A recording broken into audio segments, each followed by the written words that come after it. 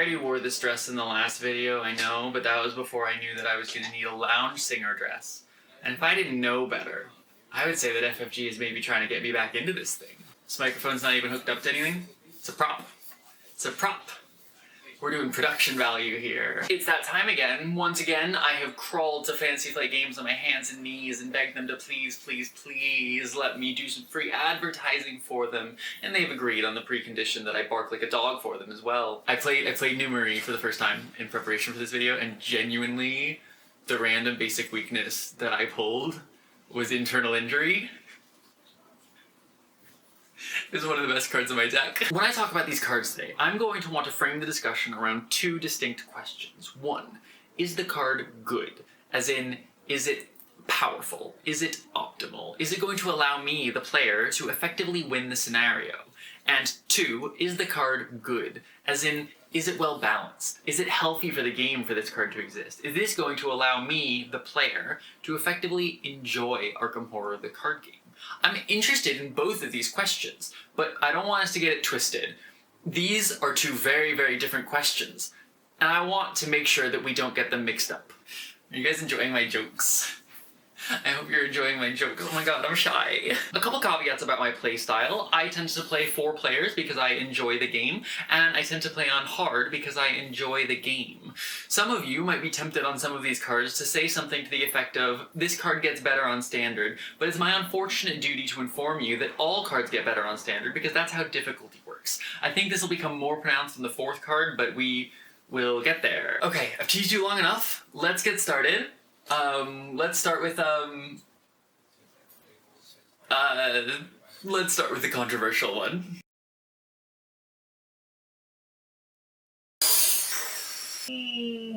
Okay. Whatever you're about to say, I know. I already know.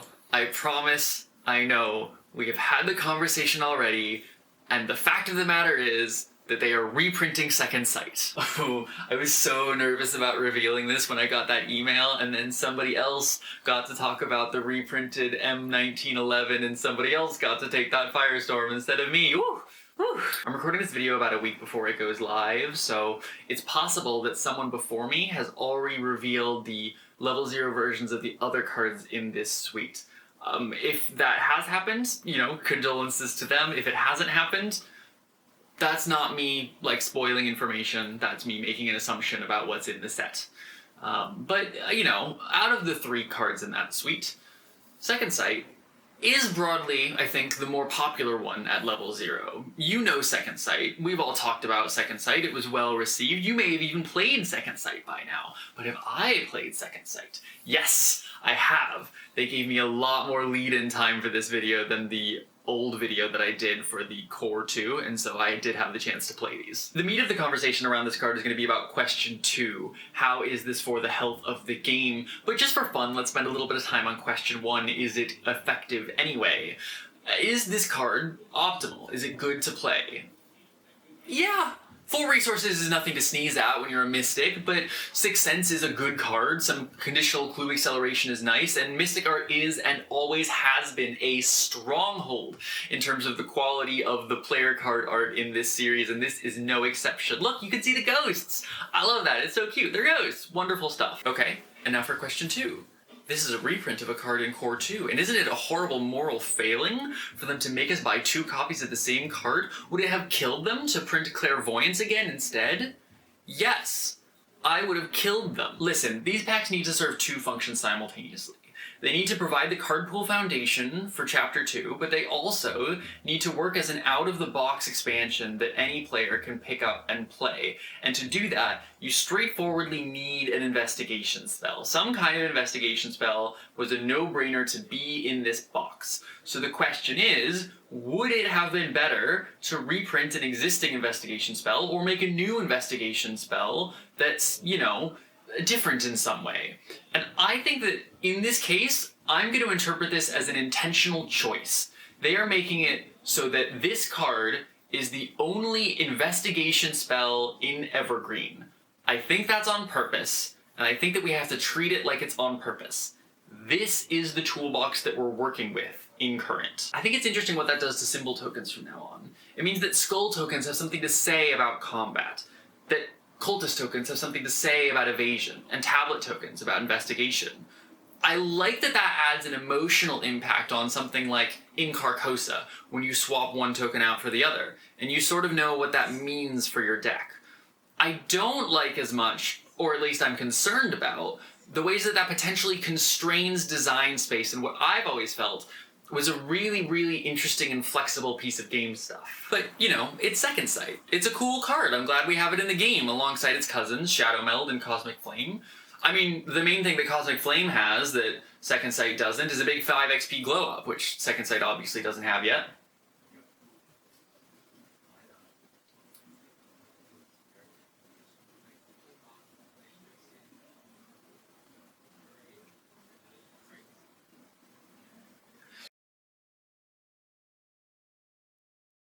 Okay, let's go down the list of changes. Hugely improved icons, +1 charge, an additional 2 willpower boost when you're activating it, and when you succeed, you can spend a charge to discover a clue at your location, or a connecting location. That's a lot going on. It's a pretty complicated upgrade, and it can probably only be evaluated, really, by someone who's played the card. Have I played the card? Yes, of course I have. That's the Quinn's Quest guarantee. Question 1. Is this a good card? Well, compared to Second Sight, I would say that, yeah, this is an extremely solid 3 XP upgrade. That sounds like a roast, and it a little bit is. But I also don't think it's anything particularly new for Mystics to be overcharged for this kind of XP investment. When I ran this, the sting was definitely taken off a little bit by having, you know, Down the Rabbit Hole and The Great Work, and 2 copies of Delve, and playing the Drowned City, but we don't know in New Core what Mystic XP Acceleration or XP Acceleration in general is going to look like. They haven't even revealed their level 5 exceptional version of Delve Too Deep yet that I'm sure is going to happen. Without knowing that any XP is going to exist, it makes the price tag look a little bit heftier. The extra charge is nice and probably worth about an XP. The extra icons are not the most important part of the glow up, but with someone as draw heavy as Marie, and especially if you have some kind of a discard recursion like Uncage the Soul, it can matter sometimes. The discovering a clue at a connecting location I found came up occasionally, which is not nothing, but by far the most important part of this XP upgrade for me was the willpower boost. Holy Rosary isn't an evergreen anymore, although admittedly Jim is, and even if you get to 6 or 7 willpower on hard, that still makes investigating those 4 shroud locations kind of dicey. I, in general, by the end of the campaign, want to be up to an 8 flat on my investigation stat in general, and this card makes that pretty effortless. So, my final evaluation for question 1, is it good? Well, it's not as good as the greatest combat spell ever printed for the game, so I will be boycotting the franchise. So question 2, how do we feel about this, like, defining the meta for the core investigation mystic spell? And, yeah, I like it. I think being slightly undertuned is probably the best place for it to be. I think discovering a clue at a connecting location feels sufficiently magical to distinguish them from their seeker counterparts. I think this is in like a pretty healthy place overall. Thumbs up. I'm not really doing a very good like lounge singer impersonation. Should I be like La? It's cool to have the upgrades of 2 of these spells. I do wonder what the upgrade for Shadow Meld that we're inevitably going to get looks like, and who got to reveal that one.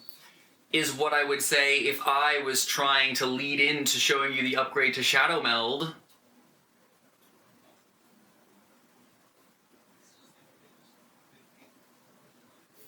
God, I think I'm so funny. Quick, without looking, can you tell me what Shadow Meld does? Couldn't blame you if you can't. As is tradition with everything except for the Blur suite, it's kind of the run to the litter in this spell suite.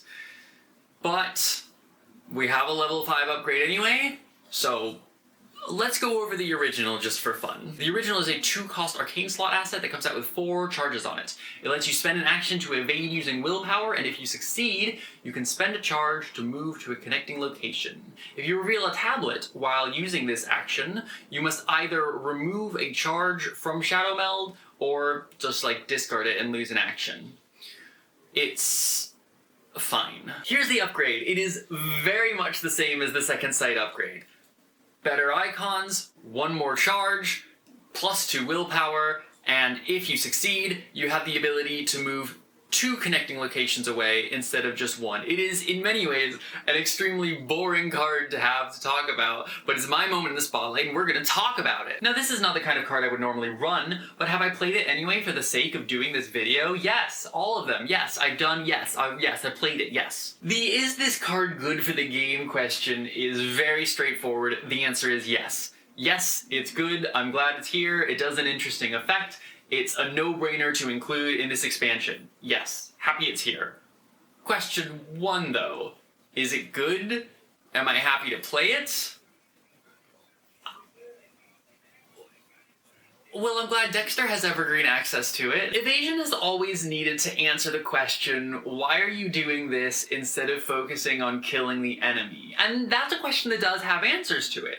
Rogues have all kinds of reasons to make evasion worthwhile. If you have access to this and sticky fingers, maybe you do want to run this and focus on evasion. And in some campaigns, it matters a lot more than others. You know, I might consider running this in a straight Mystic through Forgotten Age, for example. Or if there's another scenario where I'm like doing a one-off and there's like an evasion-specific enemy that needs to, and there's no rogue. You know, there's like reasons for it. Look, it's not a bad card, exactly. 2 spaces is a lot of movement, and I did trigger it when I played to move 2 spaces. And, you know, there's some neat tech in there. You notably don't have to move through the location in between the 2 locations. So, you know, you could skip over the broken steps in Black Star's Rise, or you could pass over empty space in Before the Black Throne. You know, there's tech for it. But, I mean, look. This thing is competing against Cosmic Flame 5, right? And don't get me wrong, when I played it, I had both of those, and I did play both of them. And I wasn't sad to have this card, but I never used it so often that it felt like the extra charge mattered. Do you know what I mean? It's good for the game, but in practice, let's just say it's somewhat niche. Okay. So this has been 3 iterations on existing spells that you already knew about being in the game, and I'm sure as much as my vibrancy of spirit has brought it to life somewhat, I also understand that in many ways these are not the 3 most exciting cards that could have been revealed today. So, let's close out by focusing on something entirely 100% new. Sacrificial Doll is, incidentally, the name of my new Arkham-themed Tumblr blog. I'm kidding. I haven't said that. It's surely taken. It's taken, right? On Tumblr? Hold on. Sacrificial Doll exists and it's kind of a follow, to be honest with you. Wait, what about Sacrificial Dash Doll? This is actually, like, available.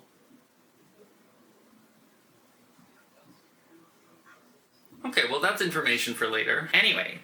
Sacrificial Doll. 3 cost, a willpower and a combat icon, item, charm, occult, a hand slot unless you have 3 or fewer health remaining. As a reaction, after you reveal a non-auto-fail token during a skill test, you can exhaust Sacrificial Doll and take a damage to cancel that token, and reveal additional tokens from the Chaos Bag until you reveal a symbol token, resolving that token and ignoring all the other tokens. And also, it has a single health on it to help mitigate that sort of low health play space that you're floating around in if you're playing that, which I think is kind of cute. So, very complicated card, a lot going on there, but before we talk about it, we must ask the appropriate questions. Is it complex? Yes. But have I actually played it? No, okay, I did play it. I tried.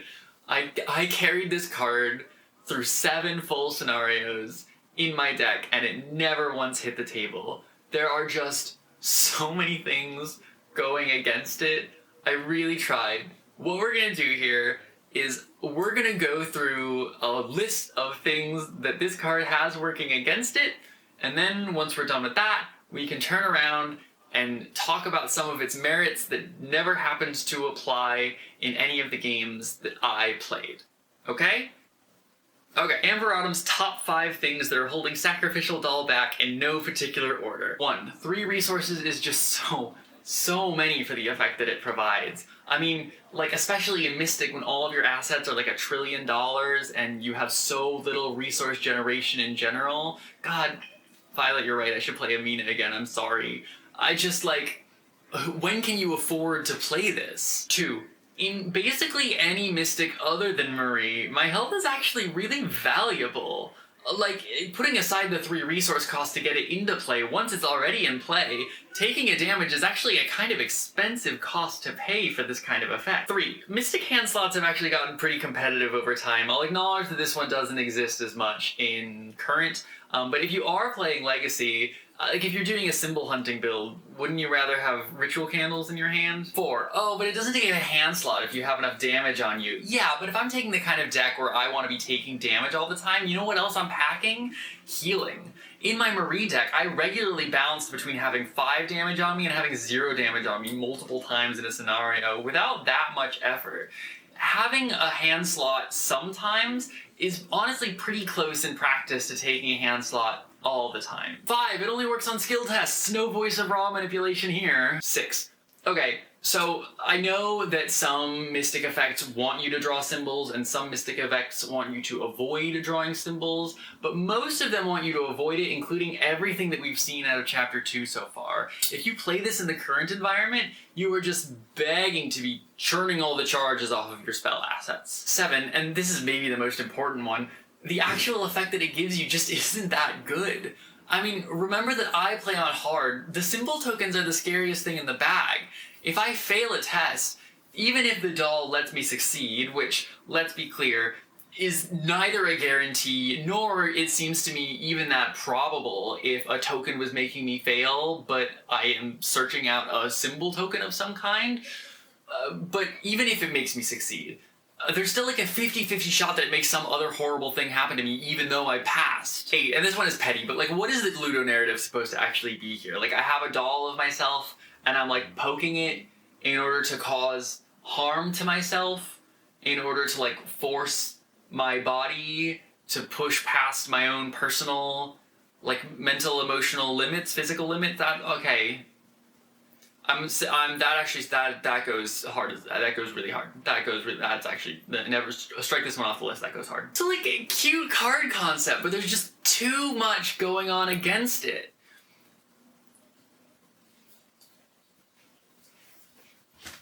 Except, okay, so the thing is that the campaign that I played of this was just a perfect storm of every reason that a person could come up with not to play Sacrificial Doll. It was biased against it from the start. Let me highlight a couple of use cases that the doll could have that didn't make sense for me. Remember in the beginning when I said that I pulled internal injury for Marie?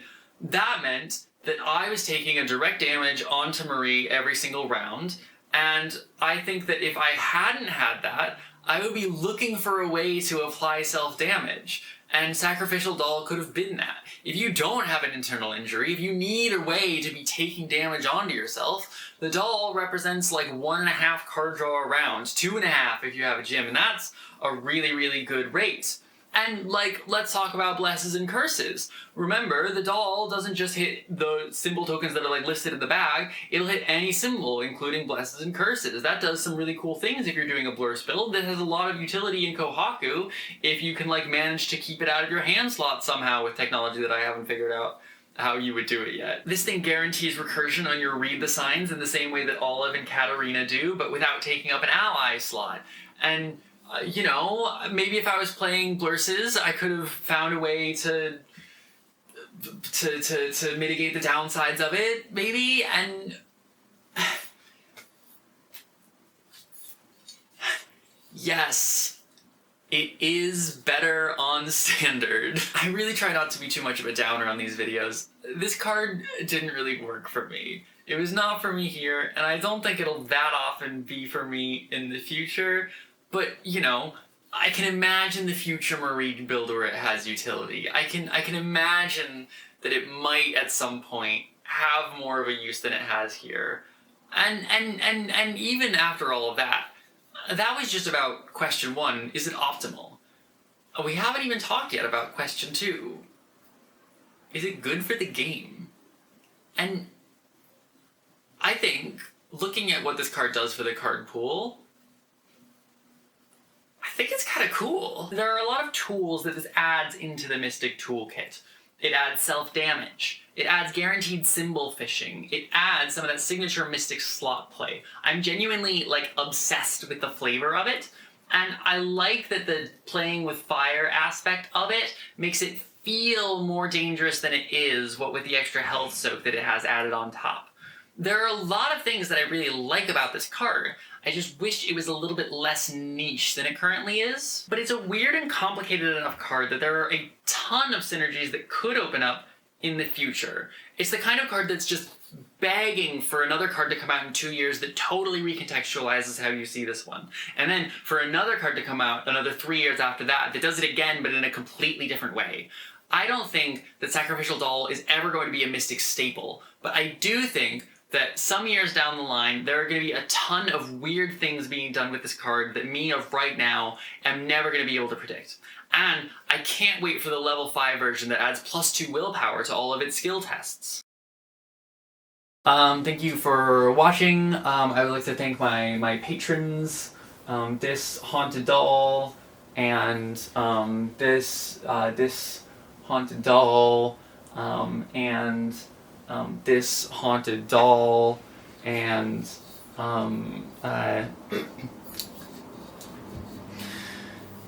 God, you can really hear my voice going over the course of the video, huh?